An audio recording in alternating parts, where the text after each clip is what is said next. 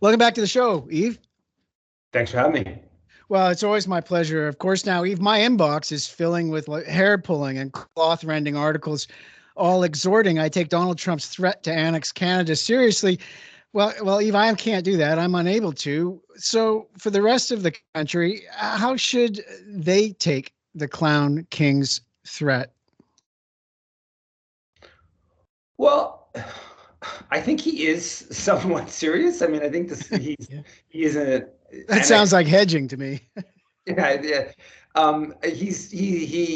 He clearly wants to put on return open uh, imperial annexationist kind of thinking in U.S. Foreign policy. I mean, obviously the U.S. has been incredibly imperial. There's degrees to which that's been sort of the openly stated goal, and Trump is pretty clear that he wants to, he's openly stating from Greenland to Panama to Gaza to Canada. So yeah, but simultaneously, it's obviously also a negotiating position, and he has shown the ability to get the vast majority of the Canadian political world to follow what he wants. And, you have every single Liberal Party leadership candidate announcing that we're going to hit the 2% of GDP military spending target in 2 years, which is probably impossible to do. Mark Carney pushed it back a couple more years. Chrystia Freeland and Karina Gould, I believe, both said 2027.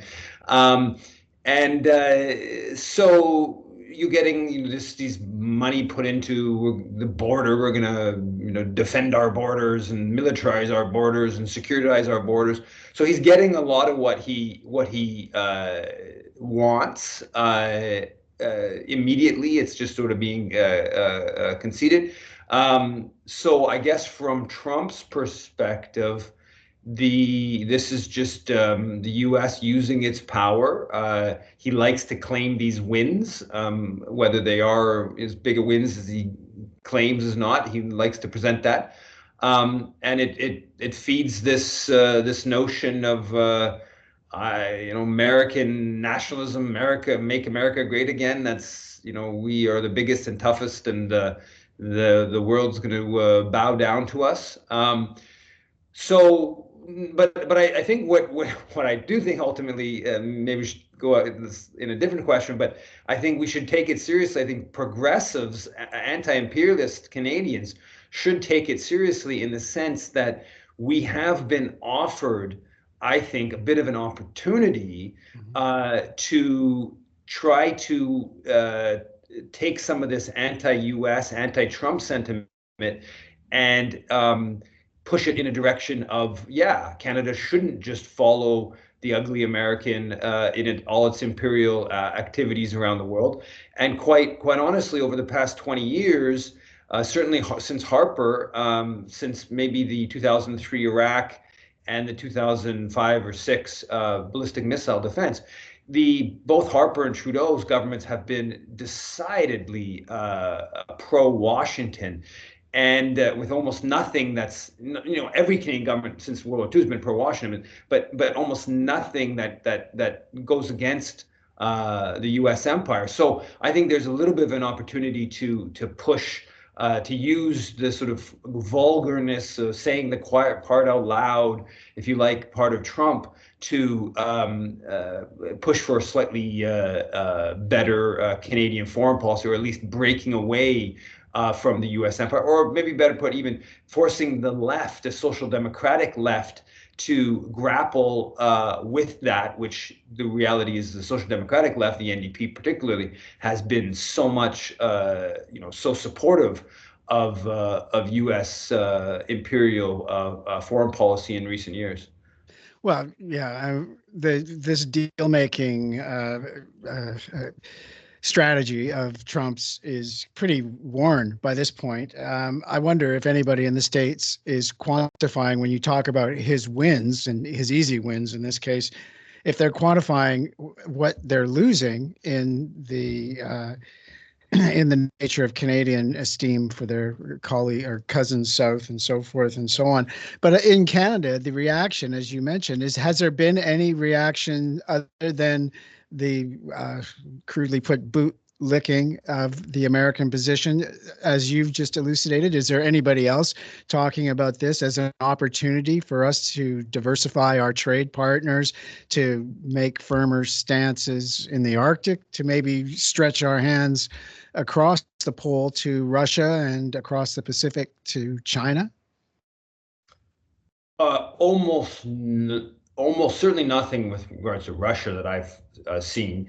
There's been more anti-China than there has been. There's been a little bit of echoing in business circles, in the Globe and Mail, for instance, about well, China is the obvious trade possibility if the U.S. is going to slap on huge tariffs.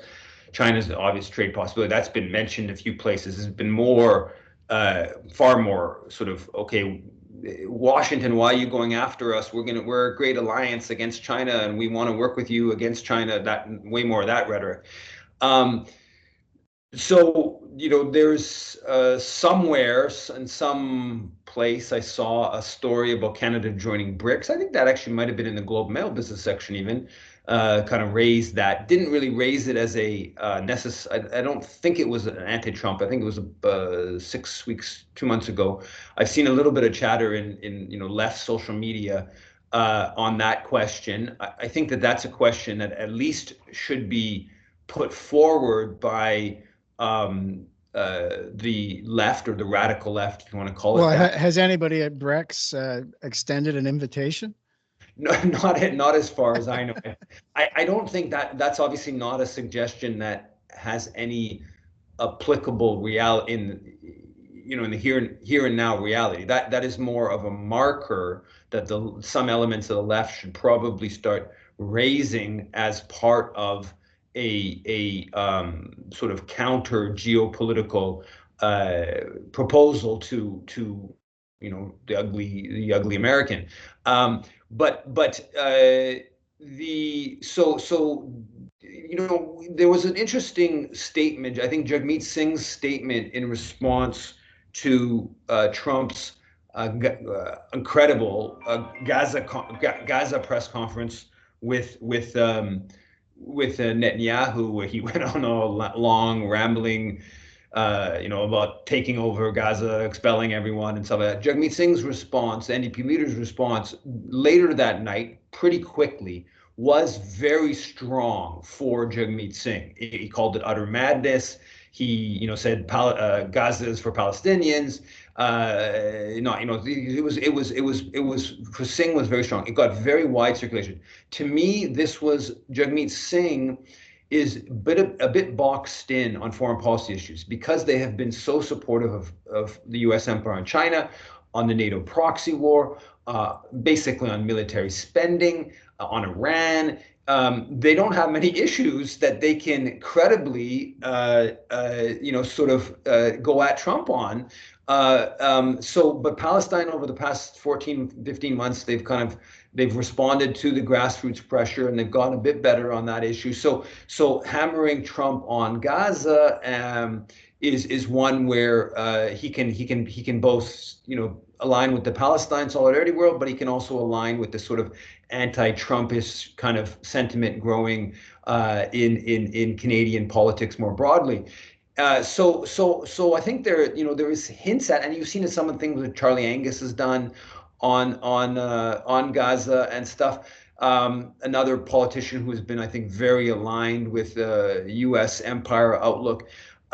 So there are little bits here and there of that, and I think that for us, people who we didn't just learn about U.S. imperialism when Trump sort of said how we would turn it on Canada, where it's been a very obvious fact of maybe one of the greatest horrors in the world, that for a long time, that trying to use that moment where there's Canadians who seem to just be realizing that this devastating force exists out there, that we should be in solidarity with those under the boot of that U.S. imperialist force. There's problems with it, of course. Canadian nationalism has its problems. I don't think we should in any way mythologize on Canadian foreign policy, let alone the dispossession and conquering of First Nations. But I think there's some political space there that should be worked with. Yeah, well, certainly Gaza is only the latest of the greatest horrors that we've seen. I mean, in my entire lifetime, which has been longer than I'd like to admit sometimes. But what about things like, I mean, and it's easy for the NDP or for so-called leftists in this country to use Gaza as the cudgel against the Americans now that it's flat. Where were they a year and a half ago, or 20 years ago or 30 years ago? But what about on simple things like we've been put into that corner, Canada has, and all the political parties that make up the parliament on relations with China, remembering the Meng Wanzhou and Huawei and that legal circus that Canada performed at the behest of the Americans, the same president who sits there now, and how much damage that did to our relations with China. Couldn't Mr. Singh or anybody in our government say, okay, we apologize, China. We apologize to all these people that we've insulted by going along with the American position all these years. Can we start anew and actually change course that way with some humility and contriteness? Yeah, I don't think that there's any realistic possibility of an apology. I think there is a realistic possibility. We're Canadians. Come on. Well, if I were getting into the apologies, I would start on the foreign policy front. I'd start with apologies to Haiti over apologies to China. But on the China file, I think the problem for the NDP is they've not just been on board; they have been criticizing the Liberals for not being hawkish enough, and they even doubled down. The Vancouver MP, just totally blanking on her name, Vancouver East MP, Jenny Kwan. She doubled down even when the Hogue Commission came out, report saying that basically there's nothing here with this whole foreign interference, which the whole foreign interference inquiry begins as an anti-China affair, and Jenny Kwan, in response to the commissioner coming out with basically saying there's not really anything here, she doubles down and says, this proves the importance of how much we have to take seriously as foreign interference. And this, of course, at a time when the U.S. president is musing about annexing Canada by economic force, in his words. So the notion, it's always been clear that foreign interference, the principal foreign interference, is the U.S. empire, and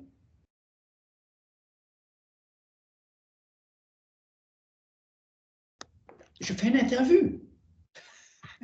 Sorry, just getting interrupted. If you've just tuned in, you're listening to Guerrilla Radio. I'm talking today with Yves Engler. Yves is a Canadian journalist, author, and activist. He's written 13 books on and about the perfidy of Canada and its foreign policy. The latest, co-authored with Owen Schock, is Canada's Long Fight Against Democracy. Recent among his many articles at yvesengler.com is the one examining the antithetical of my introduction. Feed the war machine to appease Trump is ruling class solution. If that's the ruling class solution in Canada, what about in Canada taking this military cooperation, interoperability, whatever you want to call it, with the United States, and using that as a serious deterrence to further Trump meddling in our country? Say canceling the F-35, say canceling some of these surface ships, say bringing Canadian forces that are deployed all over the world, assisting American imperial interests, bring them home on the excuse of training, or maybe we need them at the borders now that our borders are so porous and weak and in need of reinforcement. Is this a position anybody in this country, Yves, is taking up? Is this a position that could have any kind of legs? Well, I think it could have legs. It should have legs. The rather than so far what's happened is the opposite, where they've said Trump has said I'm thinking of annexing you, but I'm also concerned about how little you spend on the military. Those are actually quite paradoxical kind of positions to hold. If you're thinking of annexing a country, it's pretty rare that you want them to spend more on the military if you think their military is a threat to your power. But the U.S. doesn't consider the Canadian military a threat to its power, rightfully, because the U.S. military is actually Canadian military is an actual extension of the U.S. military. And so an obvious way to hit back at Trump would be to say, no, we're not going to spend more on U.S. arms. If you're going to be threatening all these tariffs, or you're going to be threatening to take us over, or this and that. I've had people email me about this. I've seen some little mentions on this question of the F-35. But no, there isn't, the NDP hasn't come out and said that, and they absolutely should be pressured to do that. But more broadly, beyond just the F-35, which is, of course, Lockheed Martin. It's a U.S. There are Canadian contractors, but this would be, I don't have the exact total, but this would be a big outflow of Canadian resources to the U.S. The Canadian contractors are getting, ultimately going to get billions and billions of contracts, but it's only a small proportion of what Canada will spend, to Lockheed Martin in the U.S. Yeah, that's something that should be put. But I think the whole relationship, the broader Canada military alliance, should be put into question, because the Canadian military has shown over and over again that it will prioritize its relationship to its U.S. counterparts than it will to the Canadian political leaders. You look at 1962 in the Cuban the embargo, the U.S. Blockade of Cuba, and the Cuban Missile Crisis of '62. The Halifax commander just sent a whole bunch of Canadian naval vessels to support that without any okay from the politicians who were against it. You look at the establishment of NORAD in the early '50s. It was ultimately established formally in '58.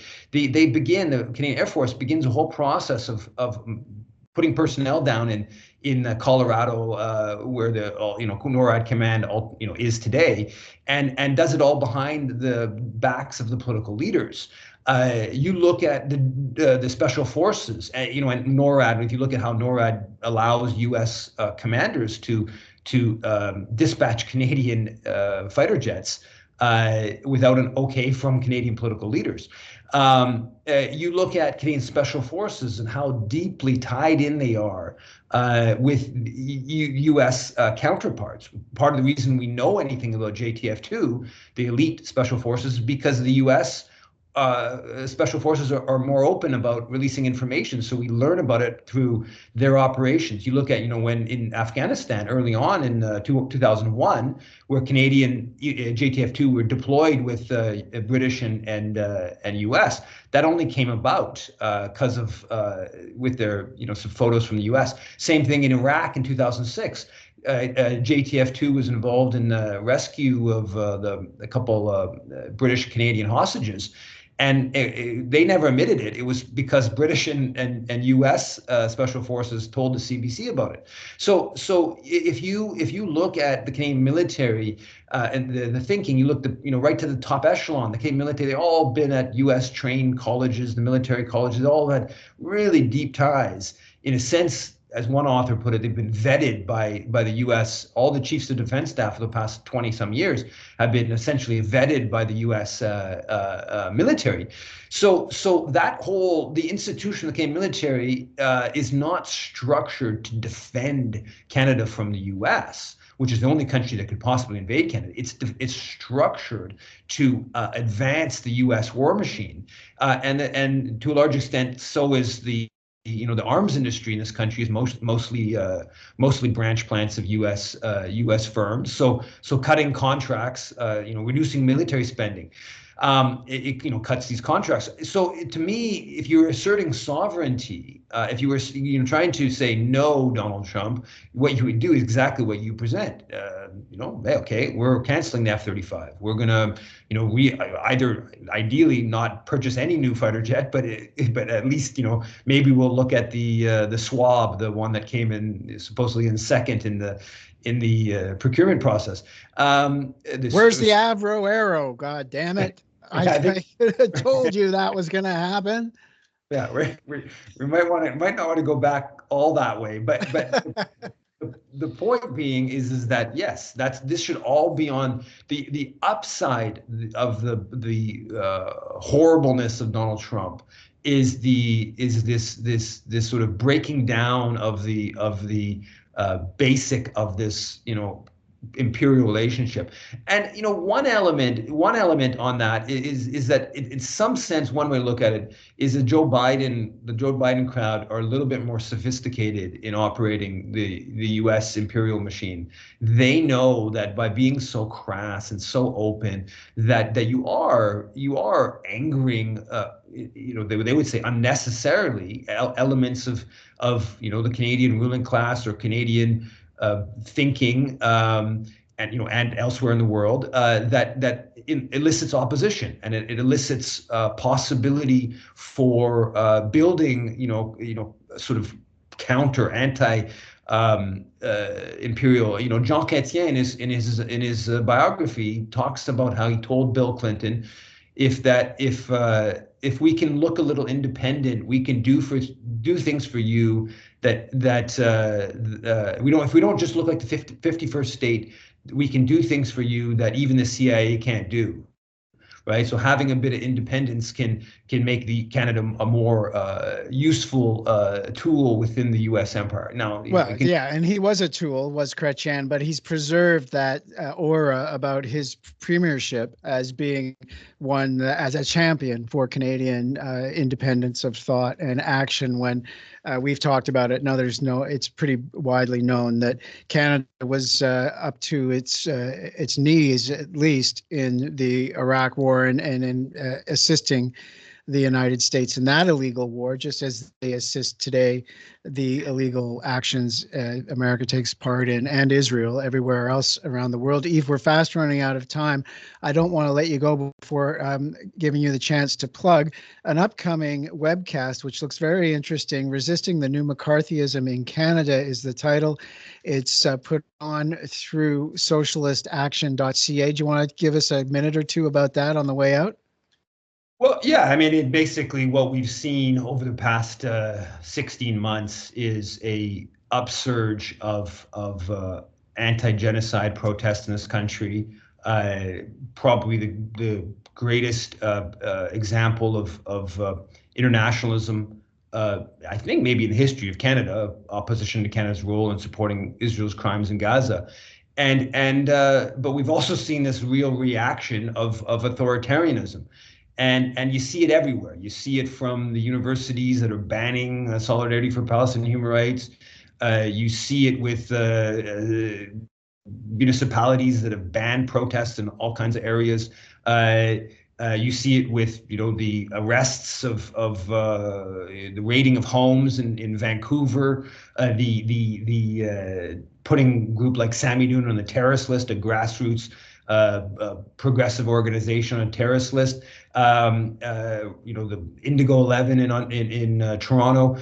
So you're seeing this real clampdown, and then you're just seeing it at the level of like the whole IHRA, the International Holocaust Remembrance Alliance, definition of anti-Semitism, where you're just trying to basically institutionalize from different government departments to university departments to schools, an anti-Palestinian kind of ideology or a fear of challenging Zionism.